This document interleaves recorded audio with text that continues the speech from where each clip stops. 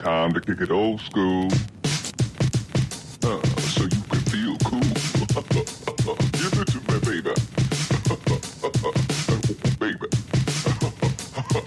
Yeah.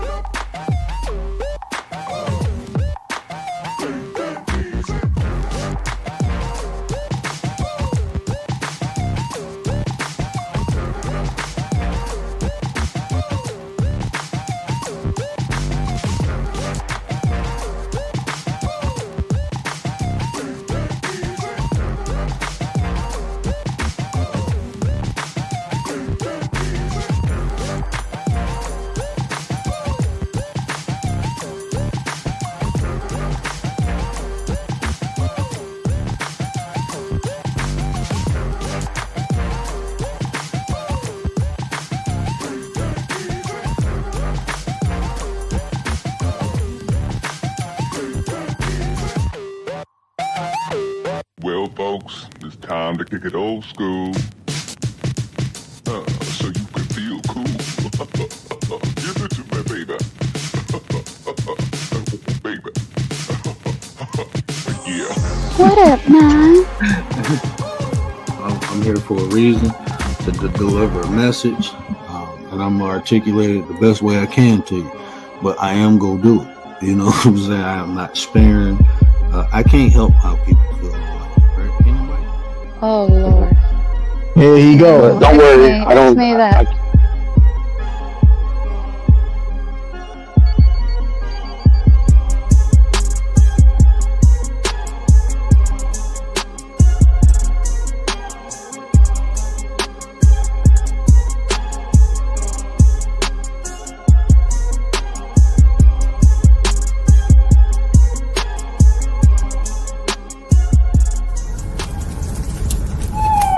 Get you a word. Nana nana boo boo.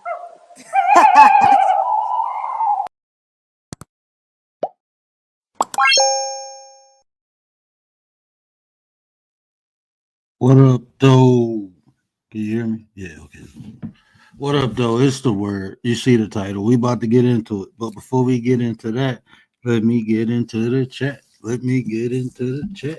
Tay each y'all. What up, Nine? What up, sis? Appreciate you. The Nine is in the building. Scorp Mama, what up, Mama? What up, Scorp? Appreciate you, Scorp. Appreciate you. Prez the investors in the building. What up, money, man? Appreciate you. Hey, Mr. Gary Busted Down Brown. First one in the building, last one out. What up, though? Appreciate you. Man, I know I've been putting Gary to sleep the last couple nights, but yeah, man, I was let me give context to the title, right? Because oftentimes, you know, because I'm a YouTuber and I support people, so I don't want nobody thinking about, you know, take nothing misunderstanding. So let's give context to the title, right? Who should give advice? If y'all don't know, we reviewed Anton Daniels and Yada Awakening debating on here, right? We reviewed that. So I don't know if it was today. I don't know when it was, but I just seen it today. Yada Awakening was debating Cooley, you know, no Fugazi, the dude who name been hot since they found out that he's dating a single white mother and playing stepdaddy to her white kids. That's the narrative, right?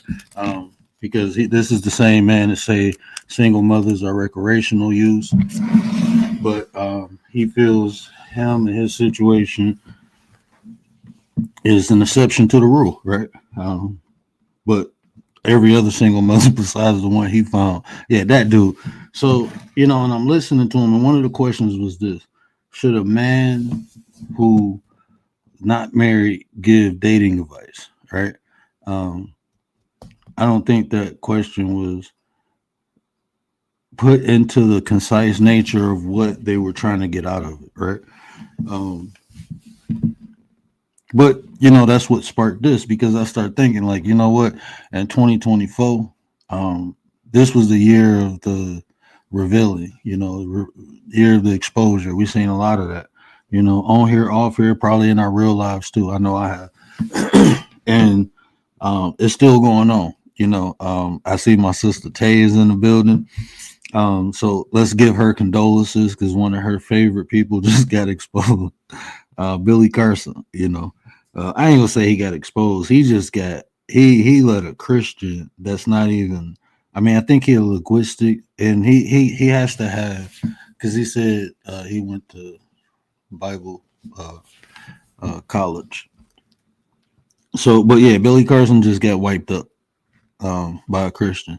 I'm talking about, like, I only watched an hour of it. I watched highlights, but I just recently watched an hour of it, and I'm looking like the arguments. But the guy kind of let Billy fry himself, because in certain areas where Billy would talk, I don't have no prior understanding or knowledge, and I'll be honest with you. My forte at one point was theology, but I left that a long time ago, and I didn't get intricate into it like the way most people do. I can speak on it, and a lot of times, but for me, like, it's not even. It's like this. This is how it is when it comes to religion and the manuscripts, the whole history of religion. I can't. If you write a book, right? If you write a book, I can't come in and debunk what you know about the book, right? It's a mythos. All theology is a myth. That's how you study it academically. So, I mean, trying to debate a fairy tale, right? In a particular way it was written, because you can argue, and there's scholars who have proven that a lot of the stories come from other places, or they have similarities. And that's why I always tell y'all, all those stories are just perceptions of. It's the same story, different perceptions. That's all it is. Like, when you look at all of it, that's all it is, right? So trying to debate a lie with a liar, you will lose every time. Anyway, so back to the topic. Miss Chicago, what up, though? Appreciate you, sis. Appreciate you. Did I miss anybody else? Did I miss anything? But back to the topic. Yeah, where on the street, I haven't been around long enough to give stock advice. Oh, we're gonna get into it now. See, this is look. I'm gonna tell y'all this too. Look, man, life is easy. You know what makes life hard? People. People make life hard. Like even the question, right? Like what I, and I don't know, and this is probably why what I do is not popular and people take it for granted. But what I do is share information. I share tools. I don't give you anything. I give you the tools to get what you desire. That's it.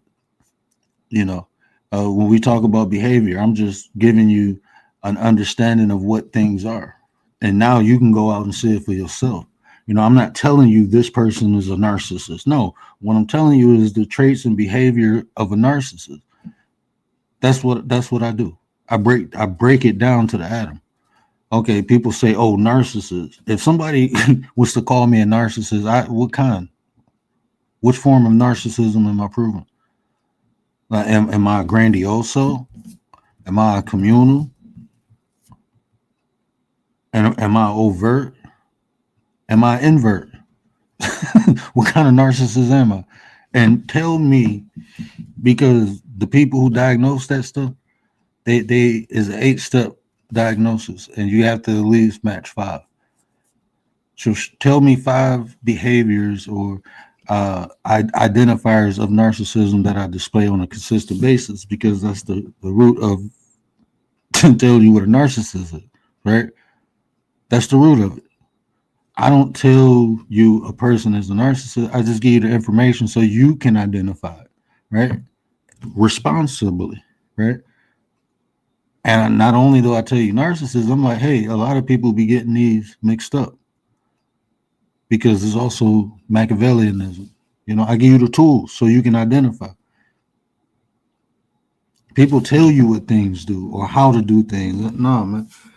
You know why? I can, but hold on, let me get to why. Who's qualified, right? My bad. I'm just ranting. But Roxanne in the building. Roxanne. What up, though, Roxanne? Appreciate you. So who is qualified, right? Like I said, it's simple. This is simply how you know someone is qualified to give advice. You see the results. Simple. If people can produce results for you, then you can take advice. You know, success leaves a trail. Why would I listen to someone who don't know how to do something, who haven't did it? Why? What's the purpose? I can only get where they at, right? I can only get where they at by using what they told me to use. So a person who ain't qualified can't produce the results. They can't show you, right? And nowadays you have to, especially online, right? So even me, like, okay, I'm a life coach. You know, I coach relationships. In times, like even when while I'm couple, my wife will sit in on a call. My wife will give input. She about to go get her coaching license too, and we go coach couples together. You know, and this is the thing, right? Like I said, people come on here and make up stories like Derek Jackson, right? What did he do? He was giving all this advice. He was telling them the right things because he was telling them what he was about. That's what people didn't see. I'm like, I mean, people like, oh my God, I can't believe it. No, he was talking about himself. And that was proven through his relationship. All the ways he say men was to women and women watch out for this and don't do this. He was telling you about himself. So when it got exposed of how his relationship was, you seen where the information was coming from. That's why he was so detailed and intricate with it, because he was talking about himself. So a person can show you what not to look for by identifying themselves. That's true. Is that good advice? Yeah. It's like a criminal telling you how to commit crimes, right? So, I mean, a person that's bad can tell you how bad things look and how to stay away from him or them or her or whatever. You know, a bad person can tell you that. That's what studying a bad person does. You know, that's why we study them, so we can understand how they are. So Derek Jackson was just talking about himself. Should he be criticized? Yeah, because he presented himself one way, but when he got exposed, you seen everything he was saying was about him. So, I mean, on here, people can put on the show. You know what I'm saying? People can put on the show, but how do you identify genuine things, right? Understand, right? Like even a life coach. Right? Go look up what a description of a life coach. Look what they do. And then you'll hear people say coaching and I give people advice. Life coaches don't give people advice, bro. Well, that's not what we do. We help people identify what they need to do. That's like if you have any type of coach, what does the coach do? It brings the best out of you for that particular field. You don't have a high school basketball coach teaching basketball players ought to be better football players. No. And a coach, anybody who ever experienced coach, he identifies what you do better. That's why they have position. You go to a coach, you ain't got no position. He identifies what you do good and puts you in the best position to win. That's what coaches do. That's not giving advice. That's coaching. That's identifying something in people that they don't identify itself, and you bringing it out of them until they can identify it themselves. That's what coaches do. Commander, what up, though? What up, Nine? The commander, the general of defense is in the building. What up, Nine? Appreciate you. But that's what coaches do. We help people identify things within them and bring it out. So a coach who coaches you, giving you advice, telling you to do this, do that, they don't know what the hell they do. I can't tell you what to do. Look, I share information, I share tools, I share ways, I did stuff that I don't say you do it and you'll be like me. You know why? Because you might not be built like me. It's not a lot of people built like me, right? So when I share my story, I'm just telling you it's possible. That's it. I'm not telling you to be like me or none of that. Nah, I'm just telling you it's possible. I'm telling my story. But when I give advice, I listen to the person. I listen to their needs because, like I said, they may not be built like me. So how can they accomplish what I accomplished? They might not be able to endure. They might not need to go through what I need because they built stronger than me. Hold on one second. Let me play this. My daughter. I hear my wife wrestling with my daughter. My daughter just called me.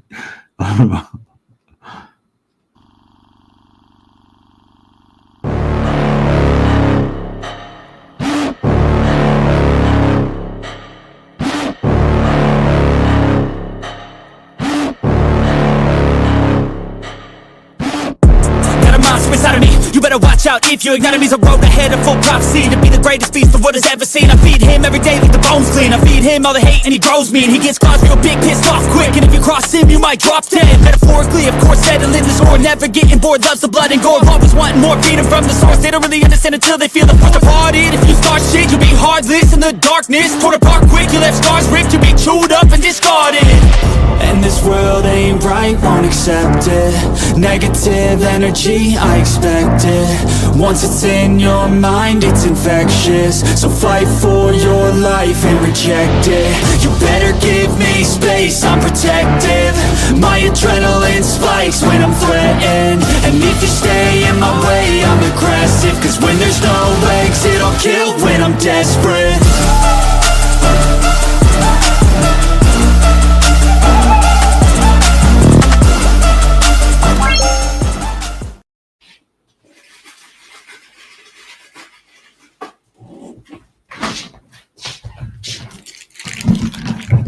Yeah, my bad, man.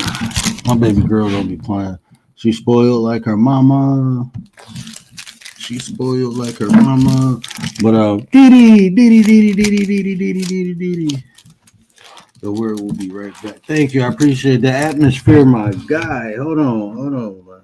That's my guy right there. Hold on. You gotta turn your smurf, brother. You gotta turn your smurf. But yeah. So, Prez, I will say this to you. Anita, what up, though, sis? What up, though, sis? Prez, I'm going to say this, though, bro. You show results in real time. And like I said, it's a difference between giving advice and sharing information, right? I hear you say what you wouldn't do. You know what I'm saying? I hear you say what you would do. I don't hear you telling people to do this or don't do that. You know what I'm saying? You say I wouldn't do it, but that's more or less sharing information, right? People who give advice expect people to do what they say, right? So no, people use words in the wrong context most of the time.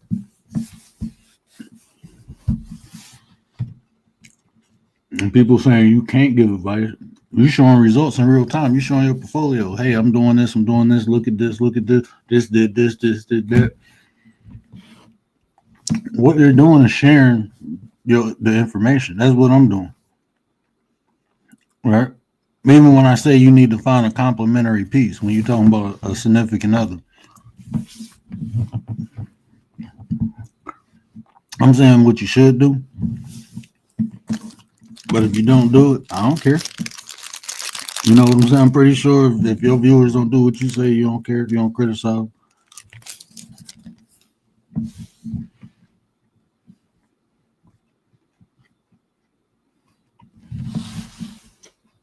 But people who can't show results in an aspect,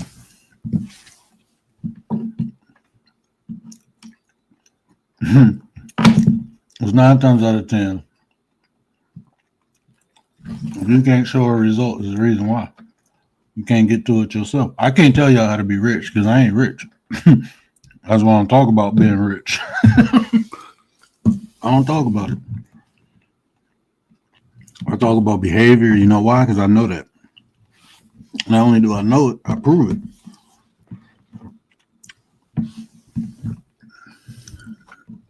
Anything I say, I always give you references, give you sources. I don't tell you to believe me. I'm the man who told you believing in shit is fucking you up. That's the person I am. I'm still waiting. Look, I've been on here 2 years, right?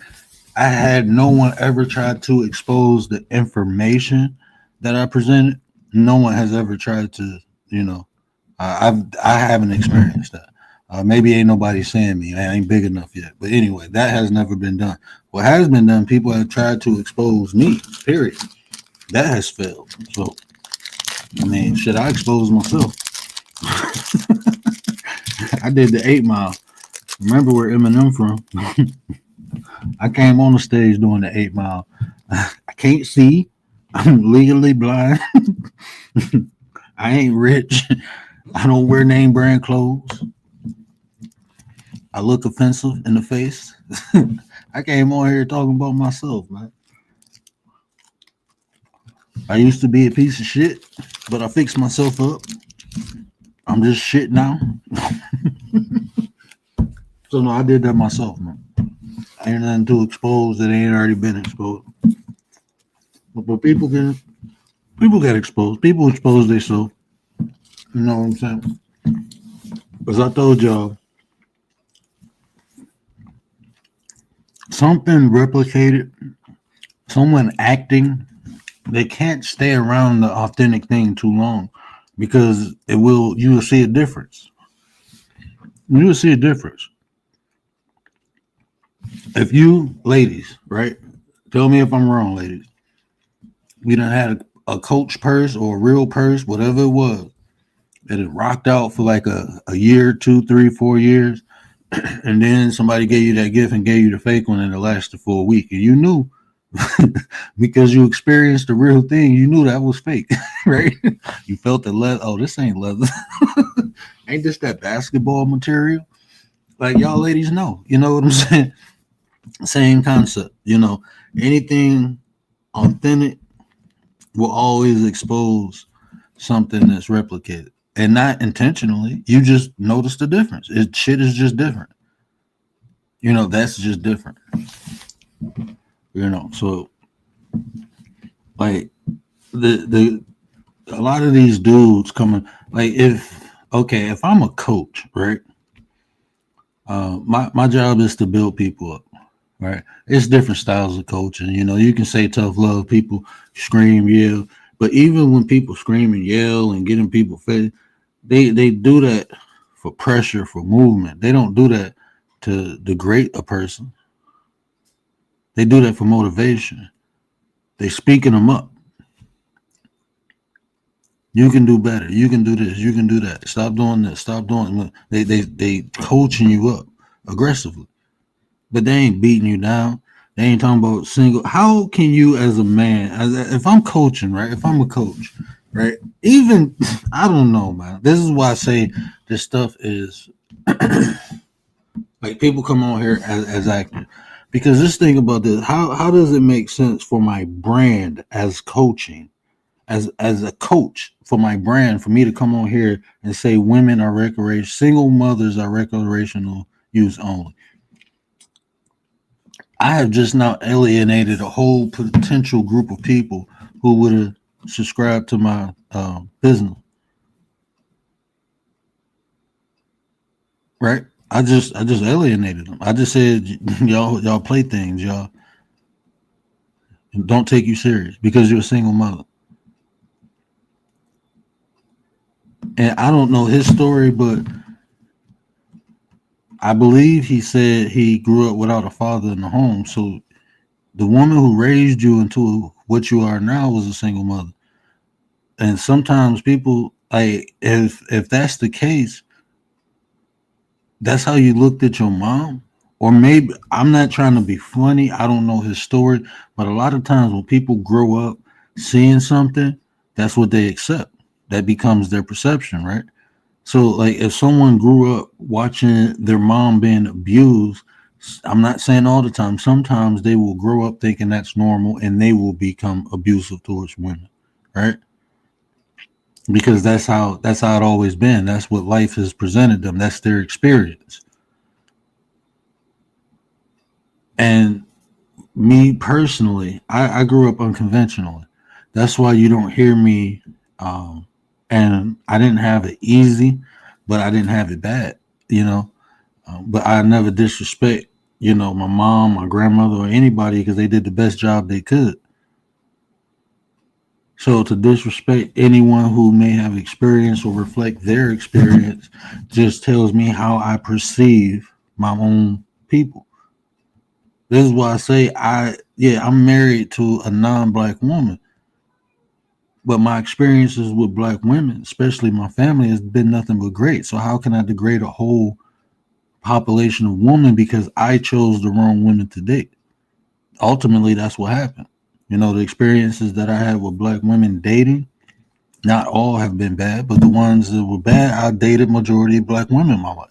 So some of the most horrendous things that happened to me will probably be from the majority of people I dated. So yeah, so even though I had those experiences, I'm not going to crap on a whole population. That was my bad selection.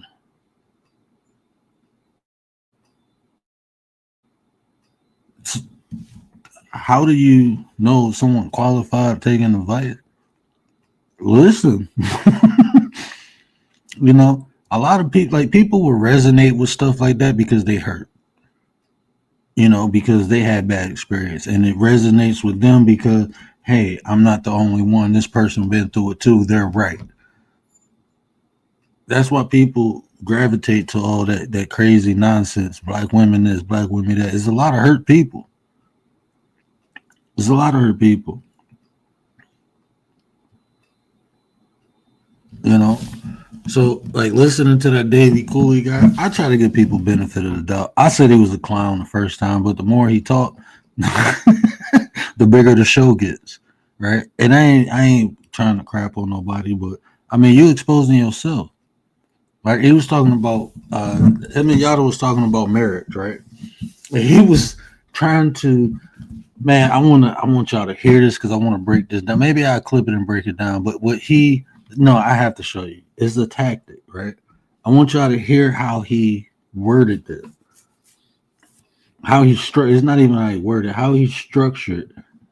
Hold on, I gotta find it. Yeah, I want y'all to hear how he structured the statement to make it sound like it's factual.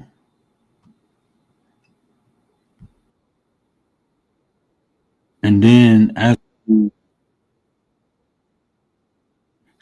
he structured the statement as a factual, then he's telling you to disprove what his fact that he just created. Basically, that's what he did, But when you hear it, I should have just waited, but I want y'all to listen to it.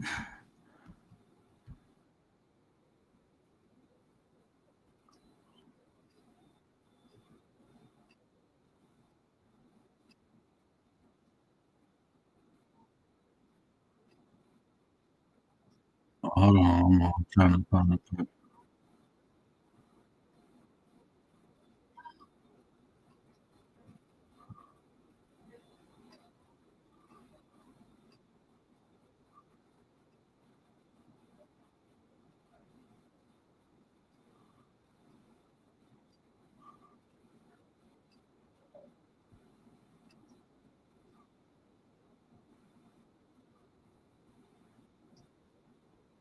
Hold on.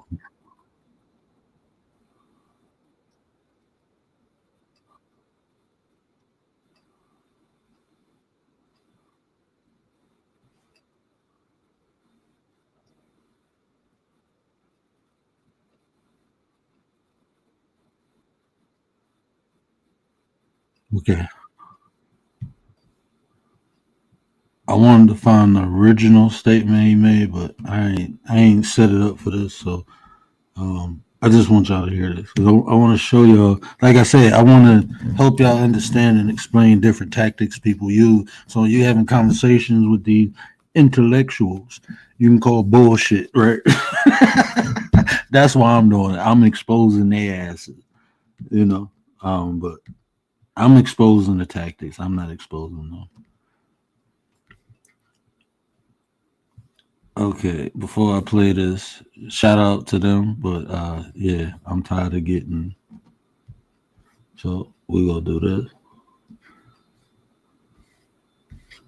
We gonna listen to the audio, right?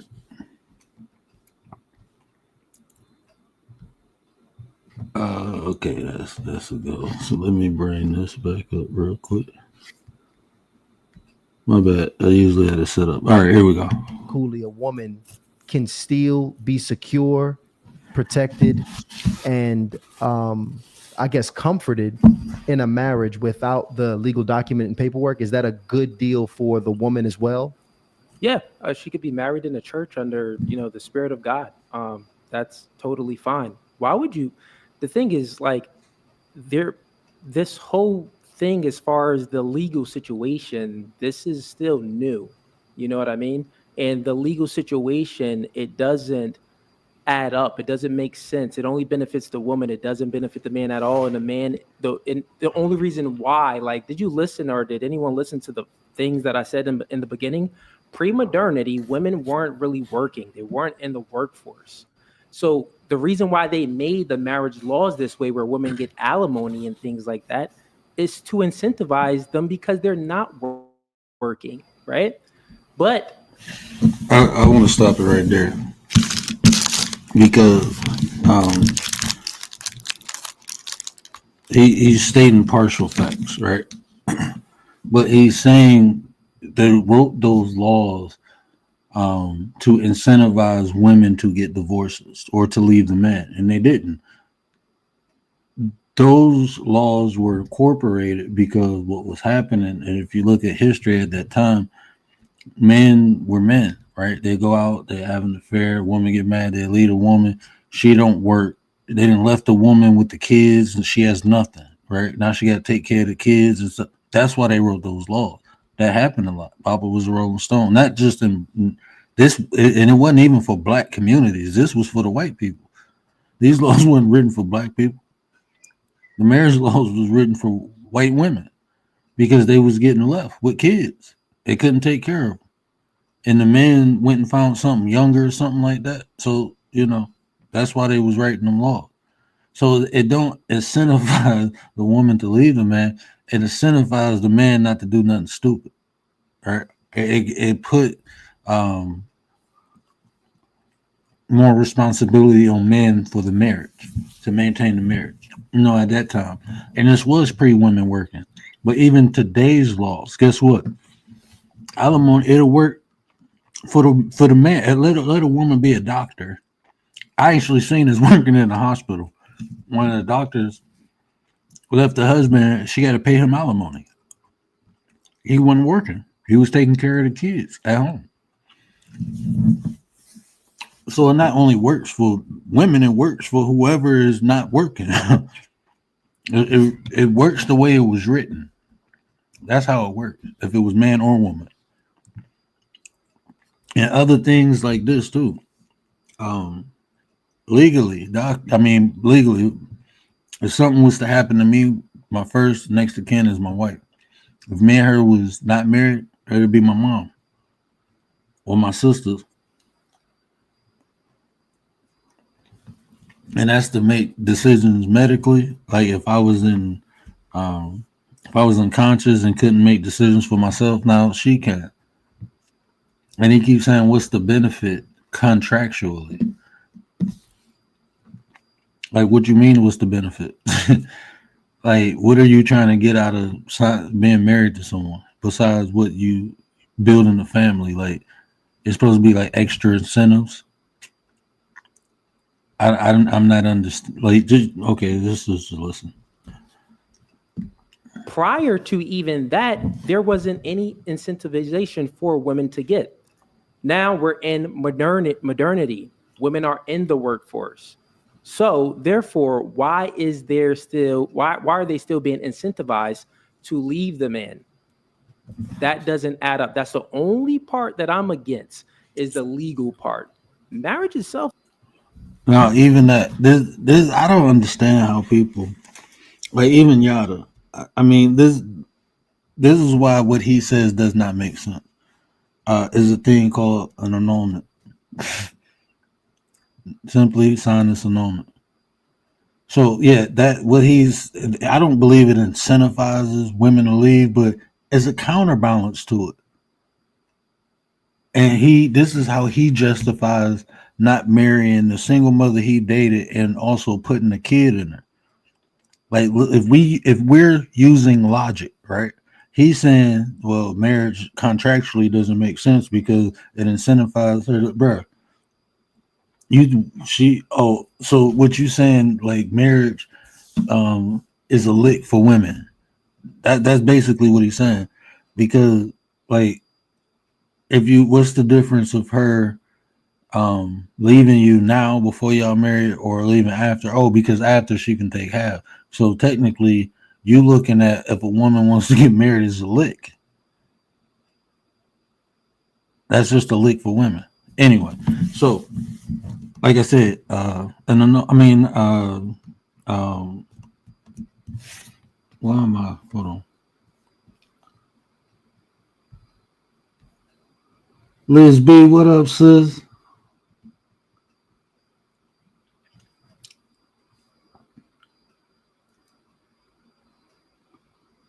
I mean, I didn't mean an annulment, a prenup.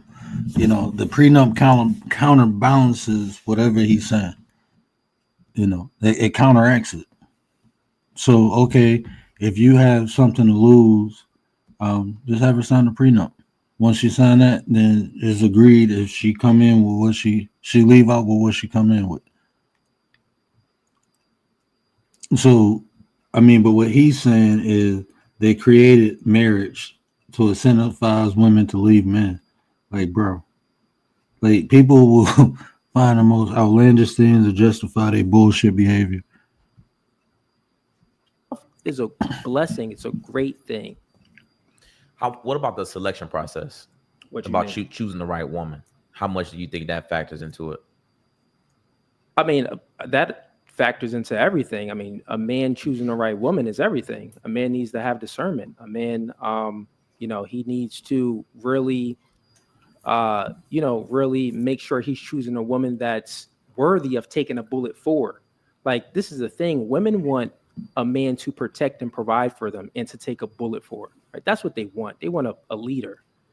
So the man should find a woman that's worth taking a bullet for, a very submissive woman, a feminine woman, a woman that's going to cheerlead him on, a woman that's going to be by his side. Yeah.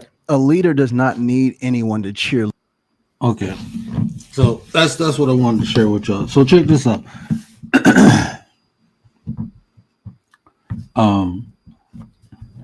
So it's a man's responsibility to find the right woman, right? I agree with that. So everything that he said, he must not have, right?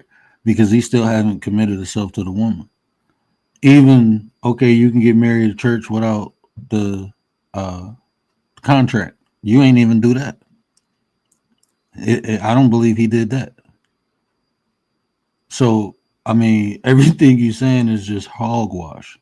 There's no results. Anything what he's saying, because he's saying this is what a man's responsibility is, to choose the right woman. The woman he chooses. So you done messed up once because you had a baby by a woman, and now you have full custody. So that means you chose the wrong woman once, and now you got another woman pregnant, and you still haven't committed to her. And from your own logic, it doesn't make sense because it gives her incentive to leave. But then you're with someone, so, and then they asked you the responsibility of a man. You said you should choose a woman who, is submissive, do all these things. So my question to him is that your woman? Did you choose right? Did you choose right? Because you won't commit to her. She wants it. And you won't give it to her. So it must be something wrong with her, right? Logically thinking, right? Like logically thinking. You okay, even if you don't believe in a contract, you can be like, hey, we can get married in the church, and as long as it ain't no contract, you ain't even do that for her. So I mean, from your own logic, it's bullshit. This is what I'm saying. Can't produce results. At least what Yada says, he lives that. You can see that in his life. So he's showing you results. Hey man, shit, I did this. This is what I got. That's what Yada do. And he y'all gotta go watch the full interview because Yada be sunning him, man. He be sunning him. We ain't gonna play the whole interview, but I just wanted y'all to hear that part. That's what sparked the whole conversation, was that.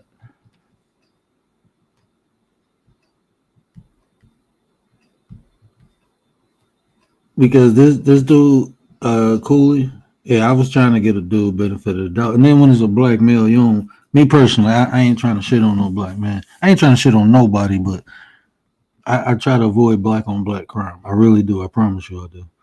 And I don't want to sit up here and talk about this man because he got a brain and he still got to feed his kid, you know. So, but I mean, he keep doing it to himself, you know. He keep doing it to himself. You know, people come out here and try to be, you know, jocks like Charlie, like, you know, you say some outrageous things. What's my man name who passed away?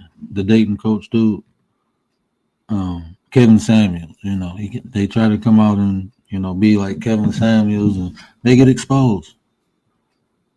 You know, that's why I tell you, I'm a regular person, man, who been through some stuff, learned from it, and sharing the information with you. You know, and I always offer the opportunity to debunk anything. Dre, what up, though? Man, Texo, what up, though? When I was young, I made mistakes. I was just getting out there. Now that I'm 30, I've been wondering about what marriage actually feels like. You know, this is what I tell people. Get clarity or understanding of what you actually desire, and you will attract it, man. And when I say you will attract it, you won't accept nothing less. And even if things come to distract you, you'll have clear sight of what you want, and you won't settle for nothing less. You know, so giving advice, that's probably the best advice I can give. You know, and complimentary, man. That's the secret sauce, man. Find someone who appreciates you for you, and you appreciate them for them. You know, find someone like that.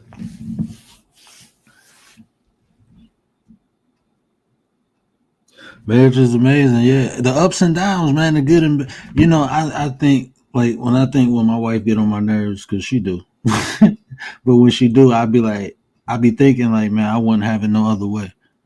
I wouldn't have it no other way. I wouldn't know what to do if my wife wasn't here to get on my nerves. I take her getting on my nerves more than I take not being with her. You know, I always tell people, ain't nothing in life perfect. You know, but like my wife's just perfect for me. You know, she's just perfect for me. She fit me like a glove. I fit her like a glove. We accept the good and the bad of one another. When you get that reciprocated, right? When that's reflected, it ain't nothing like it, man. And you'll notice like her strengths are my weaknesses, my strengths are her weaknesses. So we complement one another. You know, we work good off of one another. So like men who think like women are beneath them, this is why they struggle, because they don't find that complementary piece. They just find a piece that they can dominate.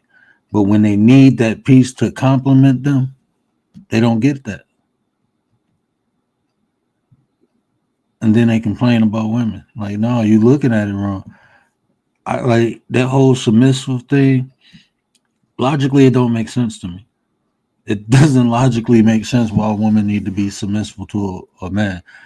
I asked my wife that one day, thinking I literally thought she was gonna say, I ain't submitting to you, even jokingly or nothing. But she was like, no, I always submit to you. And I'm thinking, I'm looking, I'm like, well, I take the lead on, majority of the things I take the lead. It's some things my wife take the lead on, like decorating the house and stuff. No, I ain't doing that. Cooking, what you want? No, it's things that she take the lead on, especially when it comes to family. That's why we work as a team. But I never pictured her, but she said that, not me. I never asked for it. I don't think she need to be submissive to me. I don't feel the need to dominate my wife. I don't know. Like, I don't look at my wife like property. I'll be honest with you, and I'm just sharing my perception so you pet lovers don't get mad at me. I look at my dog as my property. That's my dog, right? My dog needs to be submissive to me. If I tell my dog to stop barking and come here, I need the dog to do that. I need that dog to be submissive to me. Hell, right now, even my kids. But I never looked at my wife like that. I never really looked at any woman I was dating. Like, you need to, I don't know. Maybe, I don't know. They'll probably say I'm a simp for that or something, but I just never looked at it. But it's like men who desire that. The funny thing is they demand it and they can't command it. A lot of times, like my wife said, I command it. It's just what I do. It's what I provide. It's how I handle things. That's why she's willing to do it. Well, that's why she desires to submit to me.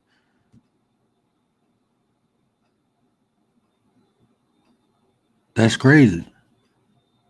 I'm just being me. But then I notice, like, I be listening sometimes. I be watching, like, my friends and other dudes, even dudes older than me, how they interact with their women. I be like, damn, bro. Like, shit. Like, that's fucked up. That's how I be thinking, like, damn, bro. You don't even make sure your girl cool. You know what I'm saying? Like, I'm protective as hell. I'm not possessive at all. I'm not. Like, if my wife, like, she go out with her sister stuff all the time, I'd be like, just tell me where you at, And this is why I want to know that if something happened, I know where to look. If you do with the way I just need to know how you move. Other than that, have fun. You'll be back. What time? If you're an hour late, you okay? Yep. All right. I had women get mad at me because of that.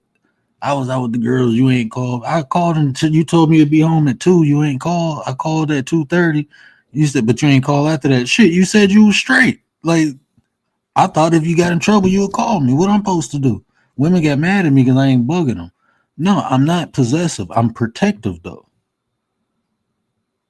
I'm very protective, but I'm not possessive at all. My wife said, hey, I'm going out with the girls. Okay, where y'all going? The area safe? That's what I'm thinking. I don't ask who go be there or nothing like that. I'm thinking about the area, the people around. Okay, you got this, you got that. Okay, all right. If you need me, call me. Call me when you're getting out the car, in the car. I'm protective like that. I'm not protective like,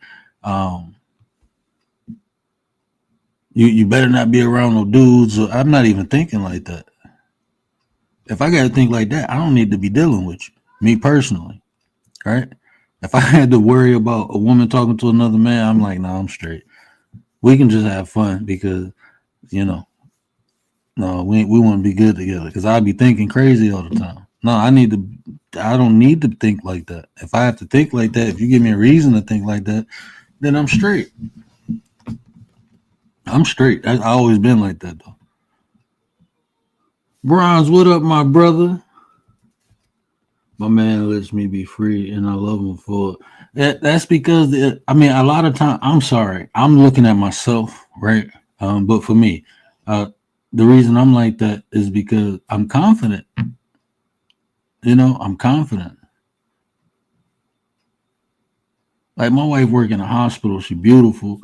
This man always hitting on her patients, employee, all that, man. I can't do nothing about that. But guess what? I know she come home to me. And I guarantee you ain't nobody gonna treat her the way I do. And I promise you, if she even had a thought, that'd be the first thing. Like, now I'm gonna fuck that up. Nah, I ain't gonna do that. You treat them so good. that's the trick. Look, y'all want to know the trick? I'm not saying women. I'm not saying do that to men. No, I'm telling the men. Like, if you treat the right woman, I don't know about women. I can't tell you be like that to men. But I tell you, man, if you treat the right woman good, she'd never forget that. And she know ain't nobody, especially if she experienced. She know, like, okay, this shit ain't normal. Ain't nobody else gonna do this, so I'm gonna stick with this. Do that, I'm telling you. The right woman, though, if a woman don't show appreciation for what you do, I promise you that's not the right woman. Because from my experience, my personal experience, and since I've been coaching, I noticed this too, right? The women who usually generally show appreciation to the man, even for the little thing, they have experienced. They have experience, and they know what they want, right? And they experience what they didn't want. So now that they're getting what they want, the nurturing factor of them will understand. I need to continue praising this good behavior so it can keep occurring. I promise you. I know the psychology of a woman too. I'm telling you. I'm talking about good women. Like, I studied my mom. I studied a lot of women around me. A lot of good women, wholesome women. But if a woman has experience what she don't want and she getting what she do want, she gonna nurture that to make sure she keep getting it, because she know how it feels not to have it. And a woman understands how to nurture a man to get a man to move left or right. And if she getting exactly what she wants, she know how to get more out of that. But that's a appreciative, grateful woman.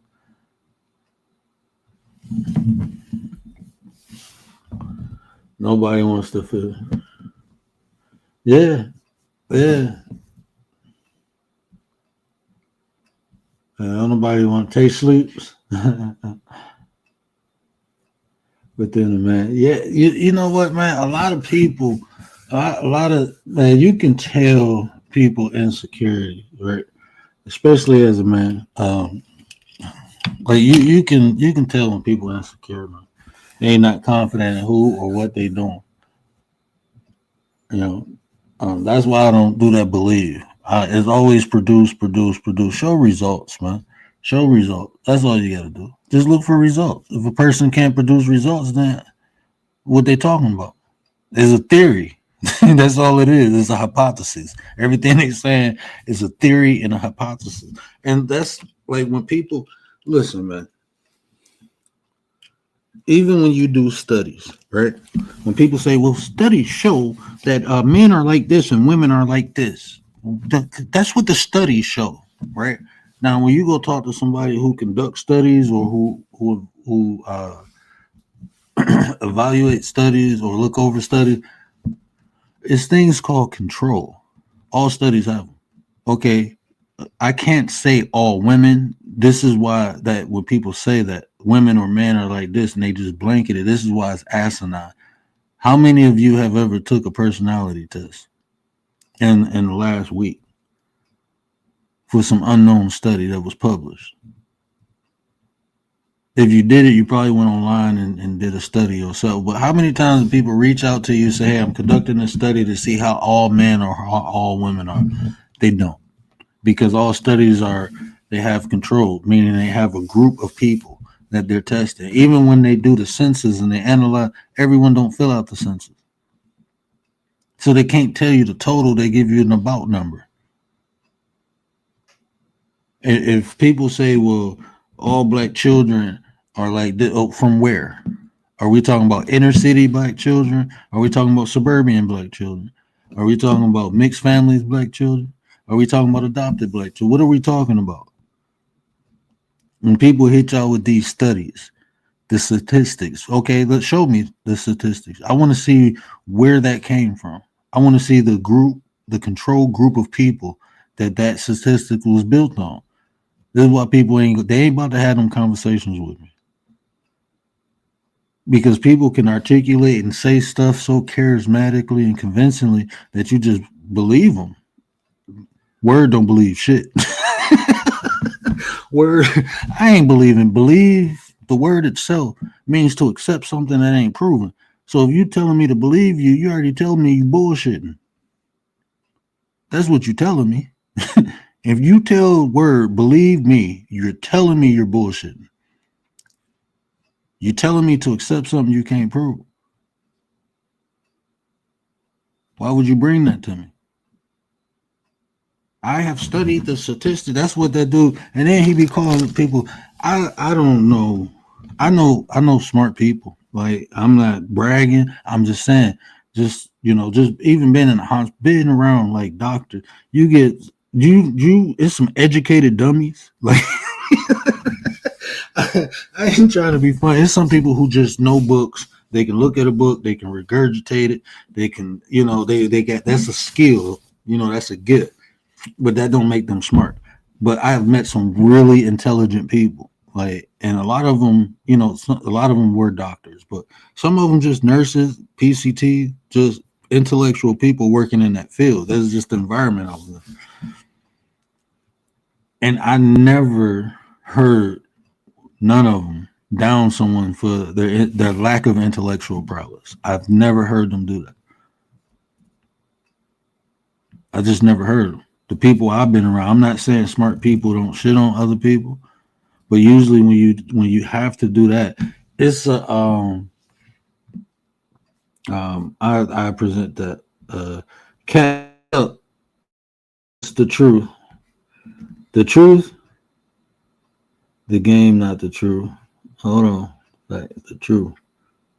I'm good in a bit of mood because I got a lot going on. It's only because truths have been given from our universe and in spirit.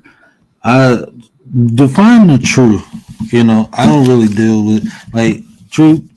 I give you my understanding of the truth. Truth is what the majority accepts. So even sometimes truths to me aren't facts. I like things that I can observe, things I can experience. So for me, that will be truth. Things that can be observed or experienced. Like even meditation. I didn't believe in meditation until I began to meditate, and even when you go through the process, you understand why that's a truth and not a fact, right? Because if it was a fact, everybody can do it. But the truth or the reality is that everyone ain't built to do it. So it's some truths, like I said, that probably can't be proven, but can be experienced or observed, right? So yeah, just the word truth itself. Genetically mutated our skin and DNA. I can prove it, my friend. We all black and white people are actually your lost ancestors. They talked about our freckles are actually our original color popping out because the reptile. Oh, okay. Yeah, we have to get into nuclear site, but I understand what you're saying. But no, I'm not from that species of reptilian. I'm Stardust, literally. I'm literally Stardust. I was, but I understand what you're saying. It's harder to prove it all on here without my picture. No, I understand what you're saying, but even like me personally, right? Even if you say the vessel, this is just a vessel. You know what I'm saying? What I'm in is just simply a vessel. It's more or less. I'm a spiritual being having a human experience, right? So the vessel is just a vessel. Like you got a car. Everybody got a car, but some people got Ford, some people got Chevy, some people got GMC. Some people got Hondas, you know, but they still all vehicles. They still all cars. It's just different models and make, right? So I understand what you're saying, but even that, I can't. I don't do boxes, right? I can't limit myself because I'm limitless, right? Um, Even talking about consciousness, I go beyond consciousness. Um, People think soul is consciousness, and I'm telling them it's not. Just through personal experiences, if people slow down and feel, right? Sixth sense, feelings, your emotions, things they don't tell you about. This is what I'm exposing. Everybody come to expose different things or teach different lessons or shed light on things. I'm telling you about you, like the way you feel. That's, but everyone doesn't have that too. You know, everyone doesn't have a divine spark. And it's told through many ancient literatures and theologies and mythos. You know, it's different. Even when you get into the different reptilians, the lichens, or linens, what do they call? Um, you know, all the different alien races of people. Even when you get in that, is, you know, everybody's different. The diversity, you know, on a cosmic level. But yeah, in Chicago, foundation built on lives. Yeah, I will say that a lot of this stuff is no matter how I'm feeling, I'm going to always motivate people, even my enemies. Hey, you know, me in Chicago, I'm here to educate. I'm here to educate the people who want to be educated, and I'm here to educate fools too if they listen. You know, I could turn a fool to an intelligent man because I was once a fool. You know, so even um, we all stuck here. My brother, none of us escaped the veil. We all live in this hell and reincarnated. It's a way to do so. You just got to get out the physical. It is a. It's not you have to get out the physical. You have to stop limiting yourself to just the physical and understand you much more than that. You know, all these doctrines. I don't care what you believe. They all tell you. Even science tells you it's something within you that it can't be explained. Right? They still don't know why when you die, your body is not air. It's not you peeing on yourself, losing gas, but your body lose weight. I forgot exactly how much weight, but your body loses weight. They can't explain how you can be consciously alive but unconscious. You know, the consciousness itself is an aspect, but the ancients always told us we had a ka and a ba, a spirit and a soul. You know, not everybody, but majority of us have spirit and soul. You know, and they try to incorporate the two as the same. That's just being lazy because it's not. One is the driving force, one is the conductor. You know, um, and that even that can be proven. You know, we can get into that if it's in the Lord's plan. I'm going to start my channel. Oh, you know you'll have support, man. Chicago, man. Everybody love you. Everybody love you. You so fly.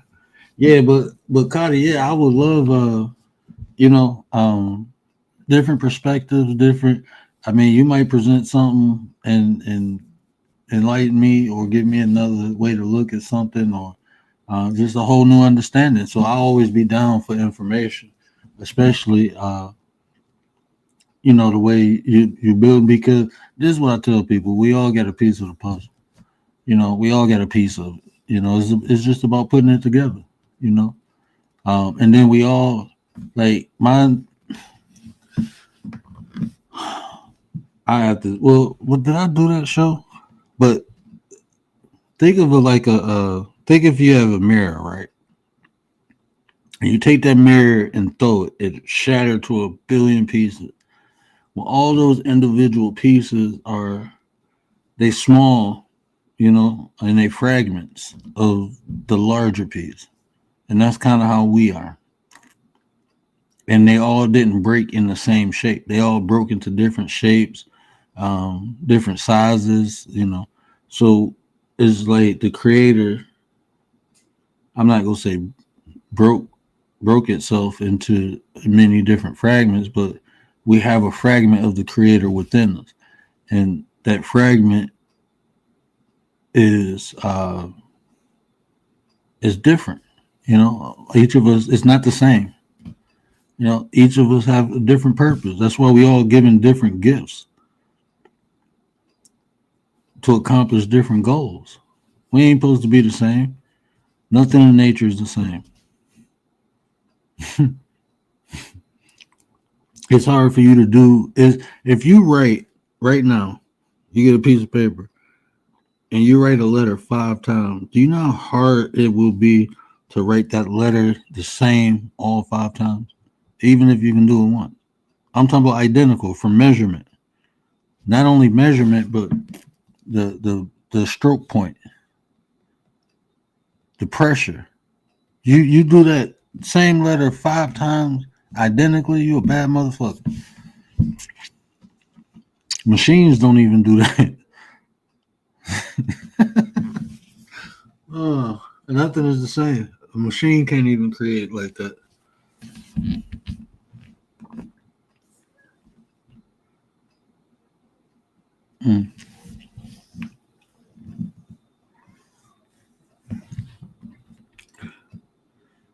You hanging out with gold dust? No, I am not hanging out with gold dust. Right, Brian. Hell is a mind frame. Hey, even if the way they named hell, this is hell. We in hell. But yeah, it is definitely a mind frame. Burns, oh my God, man! I know you rock out with Bro Sanchez. Man, Sanchez would have ate that dude alive. Billy Carson was him in general setting, bro. Any one of them two, they would have ate that dude. I'm listening to the argument, like, bro, like. I guess my man was a linguistics, but yeah, y'all gotta check that out too. I'm talking of our soul, also our trapped here spirits is what everyone gets for you. Your soul is a one and only. Yeah, I would reverse that because the soul is a divine connection to the creator. That can't be trapped. But I understand what you're saying. The spirit is trapped there. And that's how I articulated ghost to my wife. And that's why they like even we talking about ghost and spirit. Like I said, spirit is the driving force. Everyone has spirit. Everyone doesn't have a soul. Everyone is not connected to the divine or have that divine peace within them. Unfortunately. But everyone has spirit, and that's what's trapped here is spirit. Spirit will be related to consciousness, us doing.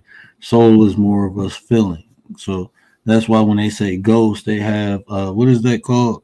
It's not a reoccurrence, but when they have the ghost do the same thing over and over and over, that's because that's the consciousness, the moving. They still living out their life consciously. That's the spirit, but the soul is that divine spark within that guides us. You know, that make you feel right or wrong, that make you feel sad or happy. That's not consciousness. You know, consciousness is how we function on this plane of reality. So that's trapped. That ain't going nowhere.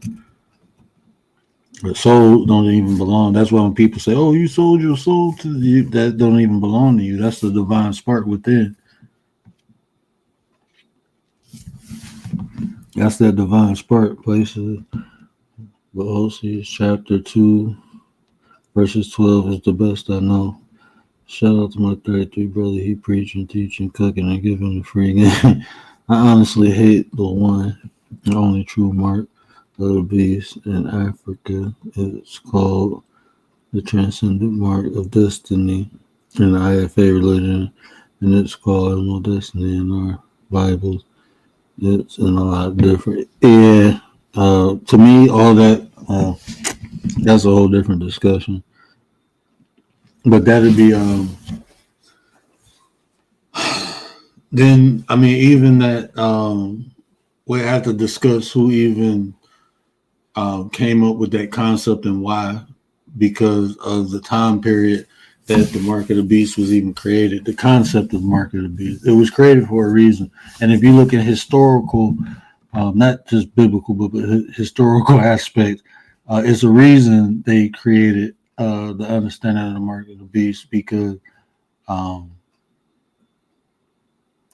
the Magi. I'll leave you that hint.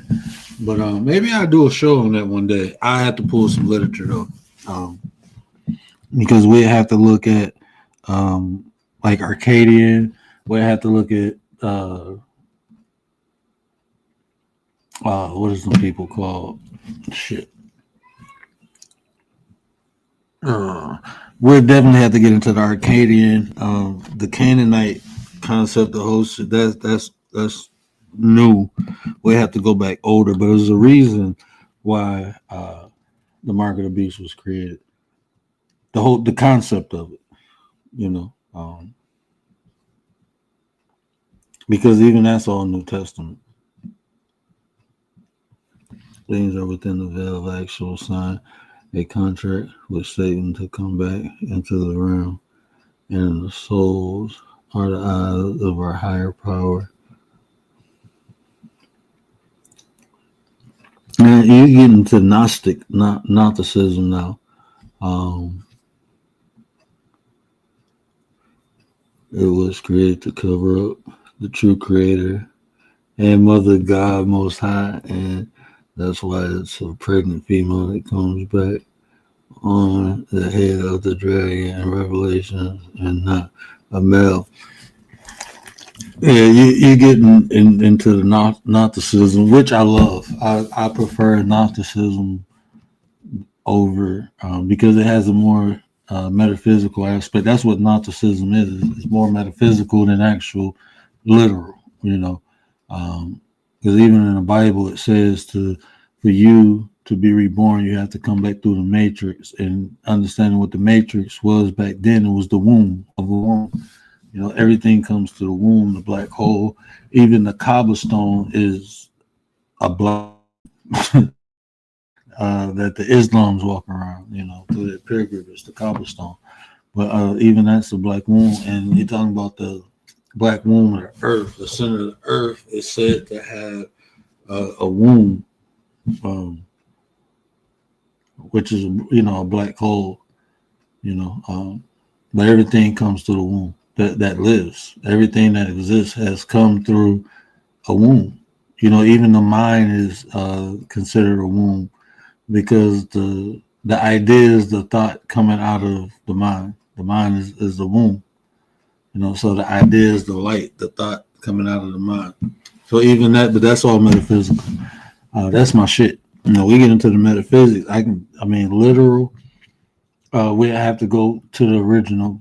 We have to go into context of what a word or what that word means, especially when you're talking about the Hebrews, because when you speak a Hebrew, any language, old language, have a masculine and a feminine aspect to each word. So even understanding that the word will have, language back then was more descriptive. So the energies apply, or the genders applied to words were for a particular reason. Creation, like I said, it was descriptive. So usually when they use a feminine word for an object, it was because that object nurtured, created, had a feminine aspect, and the male was more dominant or destruction. Responsibly, especially when I get into information like that, because I want to know what it is. That's why I love Gnosticism, and like I said, it's more metaphysical. It's not literal. So even when we say Satan or devil or God, that's just simple adversary, and it's actually talking about within you is nothing outside of you.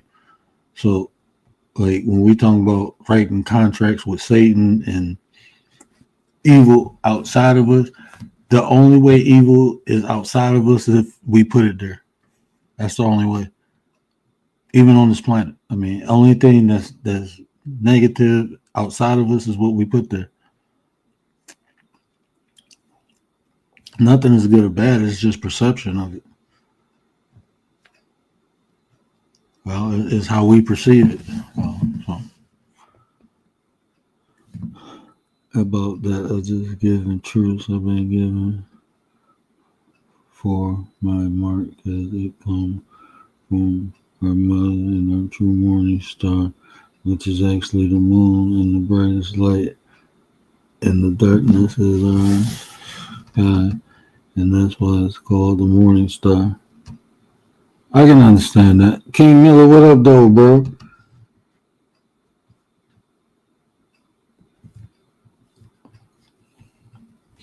Yeah, no, I was just saying a lot of the principles of what you were saying comes out of Gnosticism.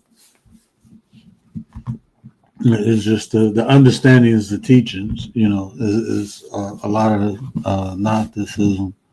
Even that, the Morning Star, because I mean, like the concept of. So let me ask you this question: what is your understanding of the God of the Bible? Like the God that is depicted in the Bible. What is your is that the demiurge? I just asked some more concise question. Is the God of the Bible the demiurge?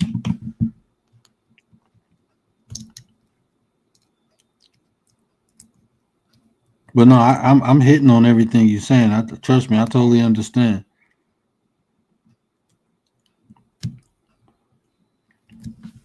I mean, even the concepts you explaining, I mean, they key, they right on point.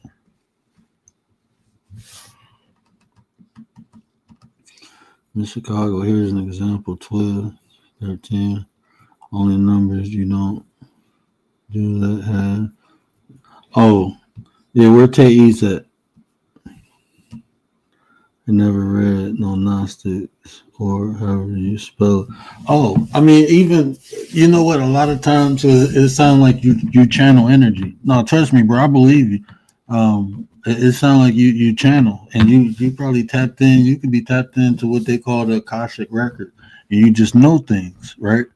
You probably ask a question and you get an answer. No, I know. I'm like that.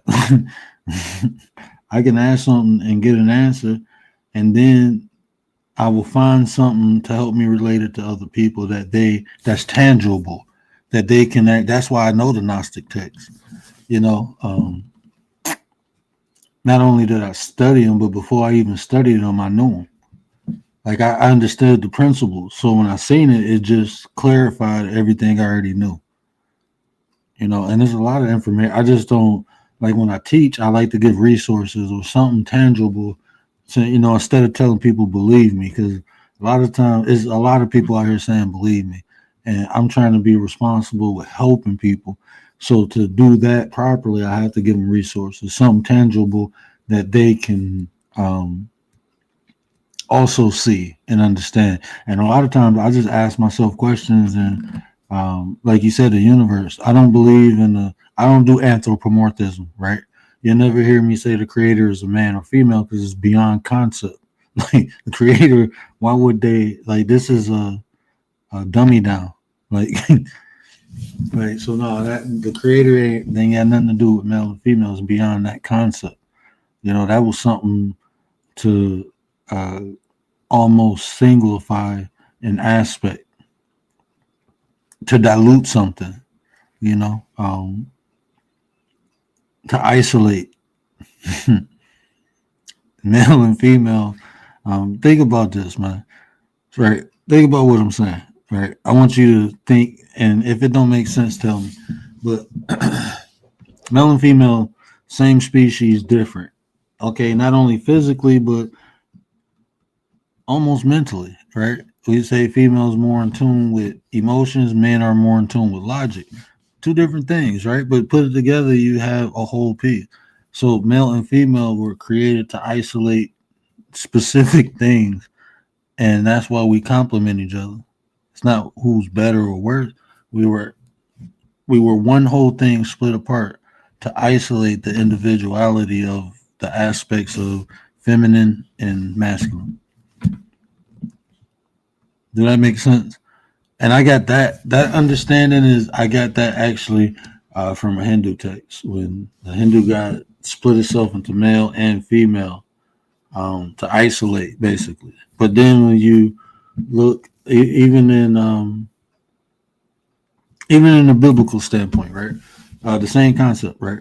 When we looked at the first, hold on, let me pull it up. I don't want nobody to believe me, and we did this before, but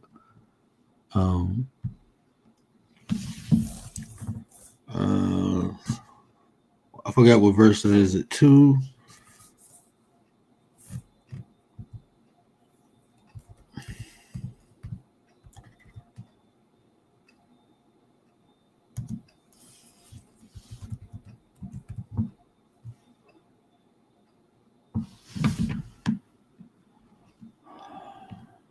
I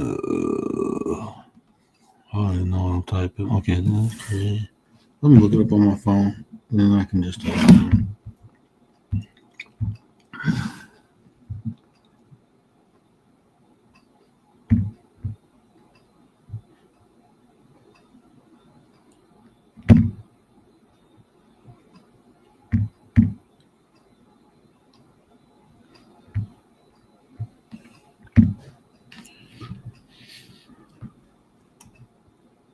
Okay.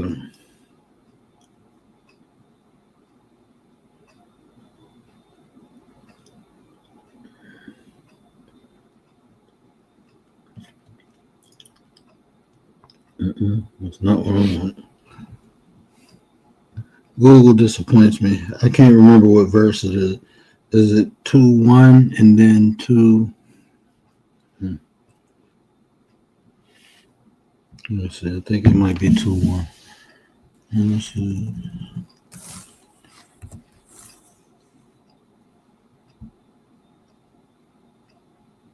Yeah, 2:1.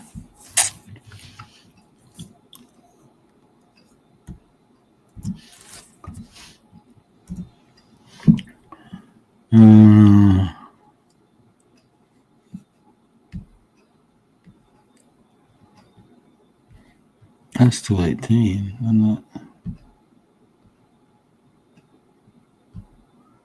I'm gonna just go through the whole thing. Then how about that? We got it pulled up.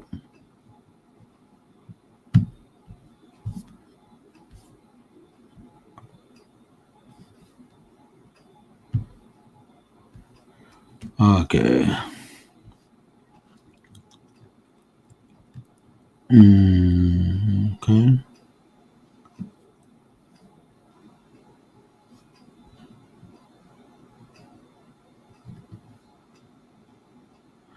Okay, here we go. Found it.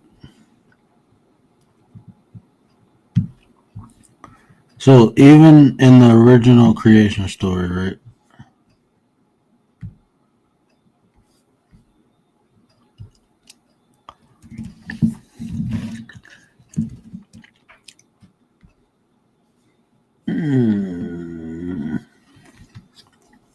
Where's my cursor at? Okay, so even in the original creation story, if you want to look for yourself, Genesis 1, chapter 26, verse 1, chapter 26. So then God said, let us make mankind in our image and in our likeness, so they may rule over the fish of the sea, the birds, the livestock. Okay, so God created mankind in his own image, and in the image of God created them, male and female. He created them, right? So when God said, let's make mankind the first time, this is the first creation story. If you want me to, I'll show you the second.